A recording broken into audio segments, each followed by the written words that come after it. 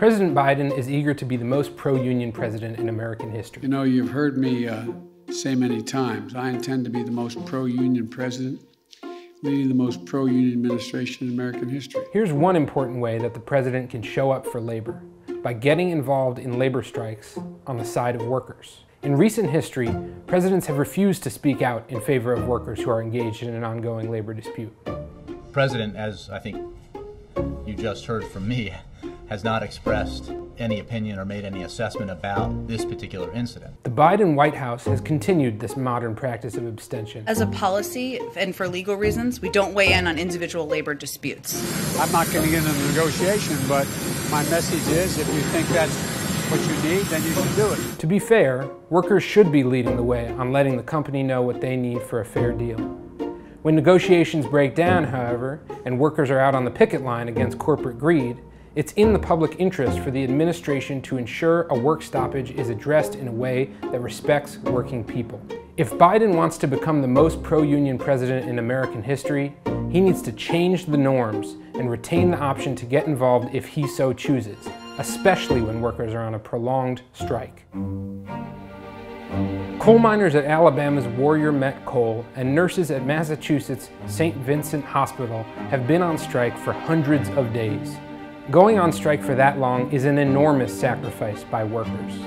And the longer a labor dispute drags out, the more it favors deep-pocketed corporations. As workers go without paychecks, corporations can hire scabs to replace striking workers, shift jobs to other factories, or close down entirely. But the Biden administration has yet to express public support for the striking Warrior Met or St. Vincent workers. With each passing day, it gets harder and harder for the striking workers to extract a fair deal. Even a statement from the Labor Secretary would mean a great deal. Franklin Roosevelt is widely considered to be the most pro-union president in American history. If Biden wants to claim the mantle, FDR provides a good model to emulate. FDR and his Labor Secretary, Francis Perkins, got personally involved in the sit-down strikes of 1937 by encouraging the president of General Motors to recognize the United Auto Workers Union. In one particular historic exchange, Secretary Perkins chided the chairman of General Motors for reneging on a promise to meet with striking workers. "You are a scoundrel and a skunk," she said to him. "You can't talk to me like that," the chairman of GM responded. "I'm worth $70 million. With Roosevelt's backing, the workers won and unlocked important gains that led to the growth of America's middle class.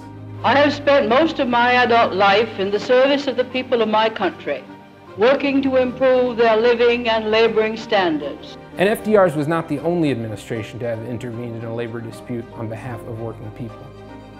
In 1962, JFK got involved in the negotiations between the steel workers and U.S. Steel, urging the company to raise wages for workers without increasing prices for consumers.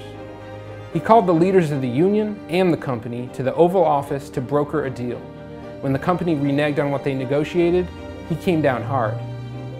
The American people will find it hard, as I do, to accept a situation in which a tiny handful of steel executives, whose pursuit of private power and profit exceeds their sense of public responsibility, can show such utter contempt for the interests of 185 million Americans.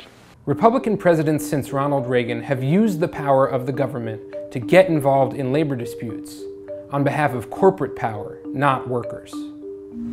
They are in violation of the law, and if they do not report for work within 48 hours, they have forfeited their jobs and will be terminated.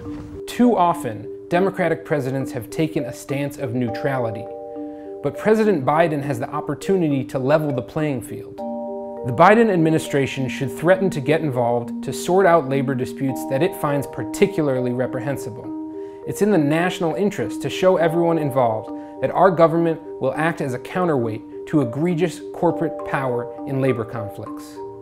After 40 years of the right wing's war on workers, the Biden administration can reestablish justice for working people and become the most pro-union administration in U.S. history.